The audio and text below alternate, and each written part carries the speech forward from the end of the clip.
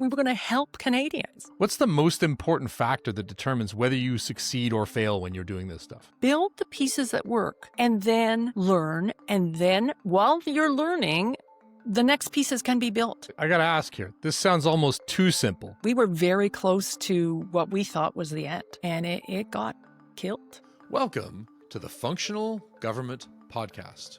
Okay, so we've looked at the problems with Canadian passports and their long beleaguered history. And we've talked to people from other countries who've tackled the same modernization challenges and overcome them to deliver online renewals that work quickly and simply. Now, Canada's just rolling out online passport renewals to a limited number of citizens each day. And those renewals, well, as soon as you renew your passport, your old one stops working, even though you're waiting for the new one to show up in the mail. It turns out that we've been working on fixing passports for a long time. In the third conversation on this topic, I sat down with Lisa Fast. She's a designer and engineer with a background in computer psychology, who in 2013 joined a tiny agile team trying to modernize passports. They took a very different approach from the large monolithic projects that usually happen in government, and they got great results before their solution was shut down. In this conversation, you'll learn how governments need to change to an agile, iterative, humble, experimental model when they're building software, recognizing that they don't know what they don't know, and the only way to find out is to start building the smallest thing possible and then iterating. So here's the third passport conversation with Lisa Fast. Hi, Lisa. How you doing? I'm doing great today, Alistair. So before we get into this amazing story, tell us a bit about yourself, what you've worked on, and why we should listen to you when we talk about things like passports. Things like passports and anything to do with usability. I've been working in design and code and cognition since finishing my master's degree in psychology and computer science, and even worked on, I started out at Bell Northern Research Nortel, prototyping phones and usability testing. People talk about usability testing today as if it's new, but we were doing it in the 80s with a payphone out there on the street corner and in the airport, and a lot of prototyping. That's where I learned prototyping and learned about that intersection of people and getting them to do what the computer needed, which is, often not what they need.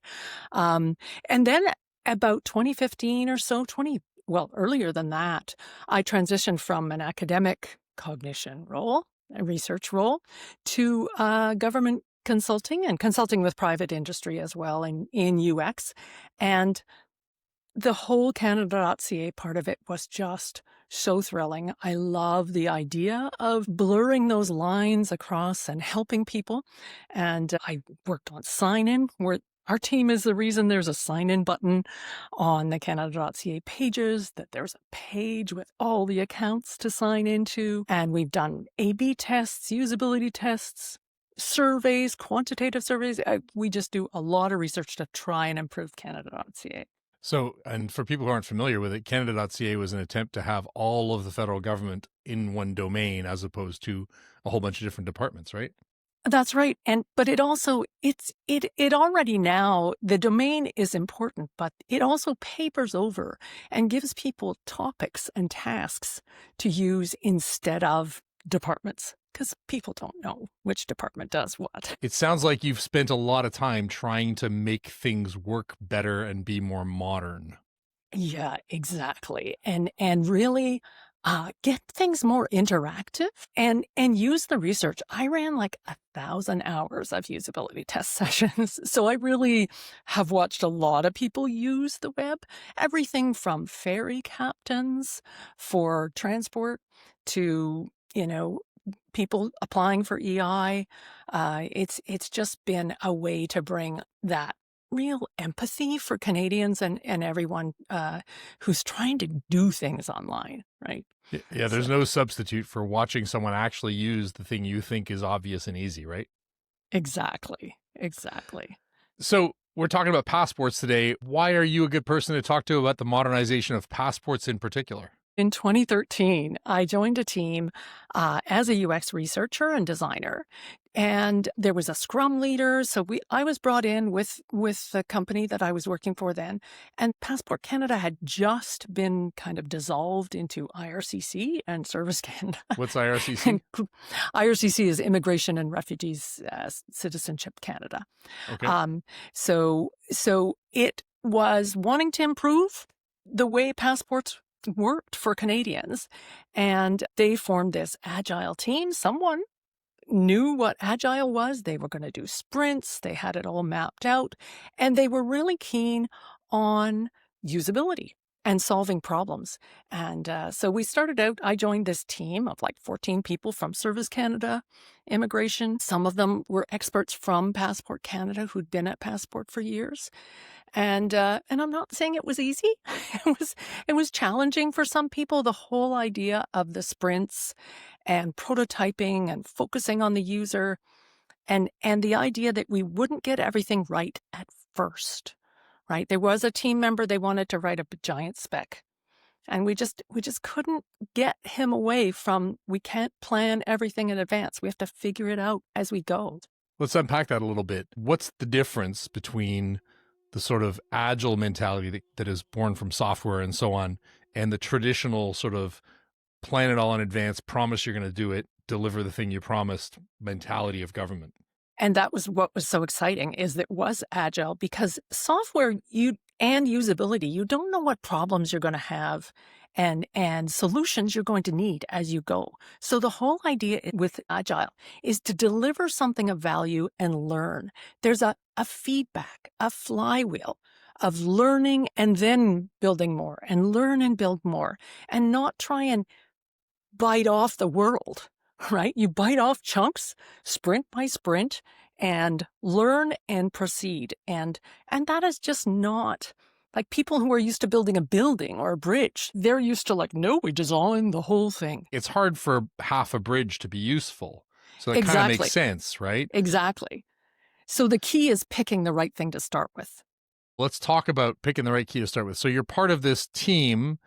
You said it was 14 people. They came from different departments, Service Canada, Immigration Canada, some former Passport Canada people. And you started to look at the problem of passports and how they could be modernized and improved. When you first looked at the way that passports were being done, what were the biggest problems? The biggest problem was the forms itself. Like, people had to use paper forms or fill out the forms online, and they made so many mistakes because the form was complex, because, well, there's logic flows. They weren't interactive is the key. And so people made so many mistakes that later, like I don't remember the actual numbers, but later, after the project ended, I had to do my family's passports. And we went in and submitted them, handed them in. And the woman at the desk was reading through them, and she goes, there's no mistakes. And I said, yeah, I've been working on this. I kind of know If the you details. can't get it right, who can, right? And she said hilariously, she said, it's so rare to get one that we usually ring a bell when there's a perfect one. And I'm going, ring the bell. And she said, well, I was just joking about the bell, but no one ever hears a bell when they go to the passport office. And the worst thing is that actually causes worse traffic. It's as if half the cars are broken down on the road. Well, everybody has to go around them. So people have to line up twice. People mail it in and then have to mail it in again and again. Right? So it just makes the problem, it compounds the problem. So we really wanted to first understand what those errors were, and they had a really good handle on it. They knew exactly what the problems were: the guarantor's signature, the people who couldn't be a guarantor, people with multiple last names. They knew the problems really well, and they knew what the call center issues were. We even went to a call center, which was really cool, and got to sit in. So we really got a good understanding of the problems, and then we wanted to work on, okay, let's solve those problems first. So we get some value first, and we understand the process, the problems, the sequence, all of that kind of thing, right? So it's that's that why whole we started seek with the first errors. to understand thing, where you're trying to like immerse yourself in the problem and understand it. So you got this team of 14 people. You start talking to Passport Canada. They say the problem is that people can't complete the form properly. That's the biggest impediment, not just because it's annoying and they have to start again, but because it causes delays in the system and so on. Yeah. And you're eventually going to try and make like a digital passport system where people can do this on the web. But most of the time, if I said digital passport system, I'm thinking about, a website I go to or an app and I upload a photo and I hit submit. And that's not really where you started, right? No, no, we figured that getting the form logic right and the interactiveness so that you only had to worry about the fields that were relevant to you and your situation, right? Getting that right first would open up doing it online. That you had to know all those things in order to do it online, right? To present it as an online form. So we figured this is the value part. We can work out all the issues in this, and it had to be done anyway, right? Turning it into an online form had to happen anyway. It was the first step. So that was why we chose that one. Okay, so you identified that the real blocker was people filling out the forms incorrectly. Walk me through your thinking. If that's the problem and you're able to fix it, what's the smallest amount of work you could do that would actually help real people immediately? Well, we figured the smallest amount of work we could do was actually start by just making the form for them. On So the if internet, you mean like on a on website? on the internet, right? Right, okay. So they would walk through the interactive form themselves, and then they could just print it out and take it in. So that was that smallest piece that would still deliver value. Could we get it working online, figure out how to get people through that really, really well, and then they could print it and take it in, and we would learn. So it was that minimum viable product. It was the smallest thing we could do that was the start of doing it online, was essential to doing it online, and solve problems, delivered value. So that was why we started with that. Okay, and so at the same time, were there other things happening in parallel, or was like everything stopped until you got the form right? No, I think other people were thinking about the kind of next stages of it. The core team was working on how do we do this. We were running usability tests every week, right? We were figuring out how to get, for example, how to get people to sit down at the computer with their passport already there, right, in their hand. So we were working on that. We found solutions to those.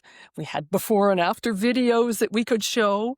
And there was my favorite one about that is I'm huge about interaction because I worked on gamification actually during that math cognition work in academia. And I had to get little kids to do really hard cognitive tasks. And so I had to make it fun, but I had to make it interactive. And so the key here was like, how do I get people engaged in this in a way that they're going to follow through, they're going to have their documents, they know where to look, all those kinds of things. So that's what we started with. And we just started prototyping and testing and working through all those kinds of things. Do you have a sense of when you started, how often would people do it properly versus at the end? Oh, we because it was a sprints, we would work And a through sprint is like a short iteration that we do. exactly. Like every week you do is the same thing over and over again I until think you get it right. we started out with a week and then we went to 2 weeks because the dev was actually coding in the background too. So I'm prototyping and the dev is kind of a week behind actually building. But when I think about what we were doing, is we'd solve a piece and then we'd go on and build the next chunk. And then we'd solve a piece and go on and build the next chunk. So by the end, right, after about a number of months, we were getting people all the way to the end, all the way to a checklist. They knew what to bring. They knew what they had to do, and they were ready to go. So yeah, we made huge improvements over time. So I want to make sure I got this right in my head. You started out, people couldn't complete the forms they needed to. They would show up at the passport office. They wouldn't have the right documents. You made a bunch of web forms that you tested. And each time someone got stuck, you'd go and learn from that. You'd watch them try and do it, get stuck. You'd go fix that. The next week you'd try it with another fix. And you kept doing this for how long until you got most people able to finish the form? I think the process took about 6 months, right? I had to go back actually and look and think, how long was that? We started in June and it ended in January. We started in late June and it ended in January. So yeah, we were getting into really nitty gritty edge case details because that's part of the logic of the form too. So by the end, we were working too with people to things like getting a picture of the passport to show up in the form with the little passport number highlighted because people couldn't figure out which number we wanted, right? So like the dev team is like, photos, you want to put photos in a form? And we're going, well, here's how we can do it. Oh, and like, all those kinds of really nitty gritty details had to get Things solved. that are pretty commonplace in a form tool in 2025, but this is over 10 years ago. Form tools did Yes. not have these kinds of things. So when you talk about edge cases, you mentioned earlier things like a renewal versus an application. That's an example of like you would have a very different form if you were doing one versus the other. These kinds of things mean that the form isn't just fill out this paper. It's kind of like your tax form where it says, if this applies to you, go and do this and then come back. It sounds like one of the big insights here is that a form is a piece of paper that can't really react to how you're using it, whereas what you described as an interactive sort of set of choices can respond. So it can show you different information based on how you've answered previously, and it can adapt itself. It can also do things like checking if you've entered the information properly. Is it valid? So already a web form is much more powerful in terms of guiding people towards the right answer. Can you give me an example of the kinds of changes that you were able to make in a digital form that you couldn't do on paper? Well, one of the examples was weight and height, for example, because this is about reducing errors, right? And the passport form, the paper form, just says centimeters or inches for height. And people didn't know what to do, and they didn't know whether to put the little inches symbol or not. And they were kind of like, wait, I think of myself in feet and inches. And so we put a little button that they could switch. It said feet and inches or metric, and then they could put in whatever they're comfortable with, and we could break up the little box for foot and little box for inches, and so people could use what they're familiar with, and that prevents errors. So that was an example that came to mind. So I got to ask here, this sounds almost too simple. You're getting people to fill out this online form that's so much more than a form, but they're still going to print it out and like do something with it. It sounds like it's not fully digital. So it sounds too simple. Like I'm just letting you fill out a web form and then press print. You haven't actually digitized anything in the process. Is that too Well, simple or? yeah, even back then, if you filled out the form in Adobe, it turned all of the fields you'd filled out into a QR code that when you took it into the passport agent, they could scan it. And it would take all those text fields and pop them into the screen the agent is using, right? So that was already a little bit of automation that even happens today. Not if your form is handwritten, but if it's entered in Adobe Reader. And so we were getting the whole first stage of online applying done, right, through this interactive form. And the next step that they had to do, they still had to go in person with their photos because they had to still use real photos and things. They were going to have to go in person anyway. They would go in with a perfect form, so to speak, and rather than an error form. But we had that whole process of filling it out, entering the data, working, so we could see the next steps that could So happen. in January 2014, the federal government of Canada had a web-based application that was a simple form that guided you through what to enter based on your answers, that checked the values you'd entered, that told you what things you should bring in based on that form. And then at the end, there'd be a button you could press that just said print, where it would generate your completed form with a QR code on it that a passport agent could scan, and it would immediately load that information into the passport officer's computer. But you still have to go in person. Is that correct? Yes, So I want to make exactly. sure that the audience understands something really important here. You could have spent years building a complete end-to-end digital system, right? You could have said, we're not going to release this until everything works. But instead, you chose to build something fairly small. I mean, 6 months of every week watching people crash against the forum and then redesigning it is not small, but you chose to build something comparatively small and not what didn't look digital. Like, you're still wind up with a piece of paper. What does building this stuff in small steps give you that building the whole thing at once doesn't? What it gives you is a chance to learn and get feedback and fix as you go, right? There are so many software projects that get wait and wait and wait and build and build and build, and then they launch. And one particular government one that starts with comes to mind, and it doesn't work, right? So this is build the pieces that work and then learn. And then while you're learning, the next pieces can be built. But especially for a big complex system like this, where there's people in offices and there's photographs and there's all these components of it, what about the people in the United States who can apply? What about, people in other countries? How does it get sent to them? All that stuff. We can really reduce the risk and move quickly to do these things. And the other thing about a big project like that is when something does go wrong early, in a process, in a waterfall process, as they're called, when you start from the beginning and just build the whole thing, one little thing can go wrong at the start that ruins the entire rest of it. But in what we were doing, we were going to get it, one piece working, got it. Now go build the next stuff. And So I want to make sure people understand this concept of waterfall. I'm trying to think of an analogy here. Like, if I said I was going to bike from Canada to England, and I start out and it's great, and then I get to Nova Scotia and all of a sudden there's an ocean there, and I need to go, oh, wait, I probably need to revise the plan to say I'm going to bike and sail to England. Right. As opposed to waterfall, which says I've made a big promise very publicly to bike to England, and all of a sudden I find myself trying to pedal on the ocean. Is that a fair analogy? Hey, that's fair. I think it's more to that with Agile. You would have said, I'm going to bike to the next province. Oh, it turns out I need camping gear, right? I'm going to bike to the next province. Oh, it turns out it's winter, right? I need to put skis and fat tires on my bike and bring a lot more clothes.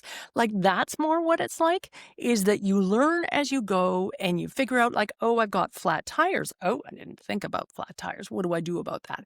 Those kind of things, as opposed to setting out without any winter gear, without any camping gear, without the skis. You went out, you thought you had a plan, and you didn't. Sounds like there's a lot of humility in this, but it sounds to me like you're in this constant cycle of building and testing and learning and building and testing and learning. What's the most important factor that determines whether you succeed or fail when you're doing this stuff? It's the learning and the getting the value out first. And I just want to say too, at the time that I was doing this, Agile wasn't even new. My son was doing a co-op, a high school co-op at Shopify at the time. And I would come home and at the dinner table be saying, well, there's this big project. And he's going, what? People do it that way? Like, no one in software 10, 15 years ago thought that building like it's a building was right. No one did that except government. It was as if the people who build buildings were assigned to build software, and the exact same process had to be done. And just no one in software did that. Well, you can't really build a house by just putting the doors on and going, look, people can come in the door, but there's no building there. But with software, you can do that. You built a simple part of it, right? So to understand this, a lot of times the other part of the procurement is that people go, oh, well, now I got to go with the budget, get the budget to build the whole project, right? I got to get the budget for the whole house. I got to get the budget for the entire bike trip. Right. Did you build everything from scratch, or did you, like, if you knew that you were just running an experiment at first and finding out if you could even do this, what did you do to work faster without spending a lot of money at the start? Well, one of the things I did was I actually used to build the prototype, the working prototype, which kind of blew everybody away at the time. Like, they thought they were going to have to hand code every little bit. And they were kind of freaked out that we'd be usability testing and then it would have to change. This is that whole changing thing. So I used a product called Fluid Surveys, because what's a survey but a form? Like, a survey is a web form, right? And it has logic and branching. And so I used a survey tool to prototype it. It was something that an Ottawa firm had built called Fluid Surveys. They were later bought by SurveyMonkey, but they were here in Ottawa. It had the ability to put in photos and things, and it had all the logic. I could just make changes really quickly. It was a software as a service, so I'm not saying that it was easy. It was pretty challenging, and the team at Fluid Surveys, I was their probably their most frequent help requested person there on their support line for a while, asking, and they were kind of like, "What the heck are you? What kind of survey are you building?" I'm going, "I'm not building a survey. I'm prototyping the passport application." So I actually thought that was a business opportunity for them that they didn't take. They sort of thought of themselves as surveys. But I talked to them and later another survey firm about this idea of, like, surveys are forms. Why don't you just, like, they had beautiful UX to it already. So that's what I did to move It's interesting. fast. So rather than go build stuff, I guess another facet of this agile idea is, that your goal is to prove that most people can complete a form successfully. And then you go find the easiest, cheapest, fastest way to do that, as opposed to building the thing you're going to need at the end, knowing that you're going to throw this out, knowing that fluid survey is going to go away at some point. Yeah. Is that something that's sort of antithetical to government? Like, you're trying to modernize government services, but you're using tools that are out there rather than building something new and shiny, which makes perfect sense from a design perspective, but it doesn't look that innovative to the people in government who are paying your bills. And, you're right. You're right, because they were kind of like, "What do you mean a survey tool?" We actually got to the point where we stopped saying that, and we just said it's a working prototype, right? We didn't tell them how we'd done it because they couldn't even sort of, like, the putting together the survey, and I just stopped. So yeah, if it's, but the point was, the first part of online is collecting the information into a database. And how were we going to get it there? This is the way. We were showing the way. It was even ending up in the Fluid Surveys database. I could look at exactly how long it took a person to enter data into the field. So it was very untraditional. I kind of figured that's why they'd hired me. So that's So what I'm known for. when you say you stopped telling them, do you mean people beyond the 14-person group that you're in? Yeah. Yeah. Everybody on the team, and we grew very close, and such respect for each other. It was really quite magical. The person who was the subject matter expert, she would go back to the actual legal people and the deeply involved management team, and check in about, well, here's how we're thinking we would handle this situation. So that's what I mean. Like, we didn't think they needed to know that it was running on Fluid Surveys. So your working approach is small steps, fast iterations, using tools that already existed. Every step is delivering actual value. How did the traditional bureaucracy beyond your 14-person team react to this? I think they reacted in that they canned the project, right? Like, the project got stopped all of a sudden. We were very close to what we thought was the end, and it got killed. And I'd had projects and products killed under me before in my work experience. You can't be an innovation without that happening. But in this time, it was incredibly devastating. We felt like we'd gone so far and done so well, and it was just so bizarre to cut us off when everyone on the team felt like this was fantastic progress towards helping service, right? We were going to help Canadians. So you had a working solution that got people to fill out their forms correctly, that saved time and error at the passport office. You had a plan to then make this form basically the start of the online application, where you could upload stuff. What about things like photos? Were you talking about uploading photos back then? We were starting to talk about that at the end because again, we were working our way through things. There were team members working on the photo issue, looking at how other countries were doing it. I believe there were already other countries doing selfie pictures. Not very many, but the idea was, could you use a camera and take it yourself? Or what was the alternative?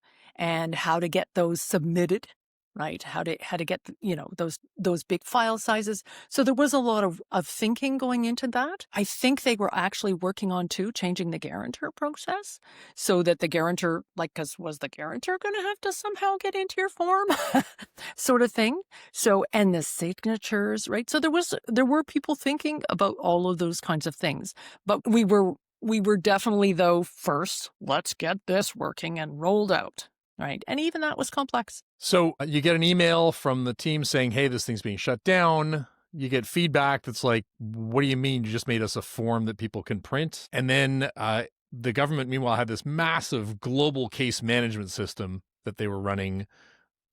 What happened with the work you were doing? Well, we were all told it was over, and I was a contractor, so my participation ended. And as a team, it was devastating for us, particularly the ones who, the woman who'd worked on passports was particularly devastated. Do you know, when she retired a few years ago, she actually sent me the specs, the logic flow process that had been continued to be worked on until then. What the idea is they were going to do this giant project anyway, and if they rolled this in, they were spending millions anyway, or billions, I don't know. They could just make it all part of that and not have this separate team doing kind of wacky, agile stuff, right? That it would all happen, possibly faster. They just didn't understand the process of doing it in an agile way, of learning and doing piece by piece. And maybe they were even concerned the Canadians would respond badly, right? That Canadians would be going, hey, this isn't online, right? Yeah, I filled it in online, but I still had to take it in. But that's how improvement happens, bit by bit. So, I mean, in software, but that doesn't sound like what we've been trained to expect. So as people will have heard from the previous issues of this particular series on the passport system, we now know that the larger system went over budget over time and had significant problems. What was called the Passport Modernization Initiative was started with a $101 million budget, wound up costing $76 million more. And when it was finally launched after you'd left, not the thing you built, data was vanishing and passport employees were able to edit photos on approved passports. When you look back, what was the fundamental mismatch between what you were trying to do and how government IT projects traditionally work? It's waterfall versus agile. It's risk. It's addressing the risks and learning versus thinking that you know the risks. Right. I think that's a big part of it. That person on the team who wanted to write the spec, they thought they knew everything. And I think, one thing as a UX designer, you learn to be humble. You don't get it right on the first time. Like, none of us thought, all you had to do was watch the first few usability tests and watch people fail on things that we all thought, okay, this is going to work. And to know that, no, we have lots of learning to do. But people higher up in management, they don't see those. They don't see that learning, and they don't see the risks that can happen as you go, right? And I think that's the fundamental thing, but also the budget, right? We were tiny, right? And there's something else with hundreds of millions that's way more important. It gets way more attention and time. Small budget, small team. It just didn't seem like possible. Maybe that's the other thing, Alistair, is people don't think it's possible in government to do these things that way, to do it fast and iteratively. They don't have experience with it. Maybe. So, I mean, I'm taking a bunch of lessons from this, and thank you for sharing it. First of all, humility. you got to understand that you don't actually know what you're trying to build. And the only way to find out is by starting to build it and learning. Number two, pick the smallest thing you can and then fix that in a way that makes it useful. And that seems like a really big skill here. As you said, the first bike ride shows you need camping gear. Like, you got to have the humility to go, I'm going to set off on a bike, and then to stop and go, oh, wow, it's 9 p.m. and I have nowhere to sleep. I've made a horrible mistake, right? That kind of humility. And then this sort of, at the same time that you have this humility, you have this relentless tenacity that, like, I'm going to get it there. And balancing those two seems like it's really a whole different mindset from what government does, which tends to be, we make a big political promise, it comes out in a mandate letter, it gets a budget, but in order for that thing to last more than one political term, the budget has to be approved for the whole thing. You mentioned that one of the people involved in the project or talking about the project said to you, wait, you're just going to keep building? Yeah, that's right, because it's going to keep changing, right? They have this idea too that it's going to end. But that idea that it's going to end and you're not going to do maintenance and you're not going to keep improving, that's just bizarre in the software world too, because the software itself has to be maintained. And the software is changing, right? For example, that prototyping tool with surveys, no one had thought that could be used, right? But it became available. Look at the way AI is changing everything right now, right? If you planned, I find it, astonishing that there's government teams making 5-year plans, right? I'm going, there's a lot that's changing in software in a month, let alone a 5-year plan, a 2-year plan. That's the beauty of Agile. You can take advantage of the changes in software and in what you're learning. And that's another different about building a bridge. I heard a quote from Ursula von der Leyen. She's a leader of the EU. And she said, we cannot deliver a 5-year budget because of the uncertainty that AI presents. Like, if the EU can't come up with a 5-year plan, your software probably shouldn't, right? That's right. Your IT department definitely can't or shouldn't. A friend of mine, David Crow, who is a frequent commentator on startups and so on, wrote a brilliant piece on some of the Canadian cultural aspects that prevent us from delivering great things quickly. I'm going to read you a line from this article. I think it's worth considering. He said, we used to be a country of engineers. We used to build great things. He said, but the engineer became the administrator, a custodian of fairness, not a steward of foresight. We replaced courage with compliance, judgment with inclusion, and now legitimacy circulates inside the process itself. I think what he's getting at is that we have created systems to mitigate risk to the point that now the outcome is what's least risky, not what the user needs. Would you say that's a fair indictment?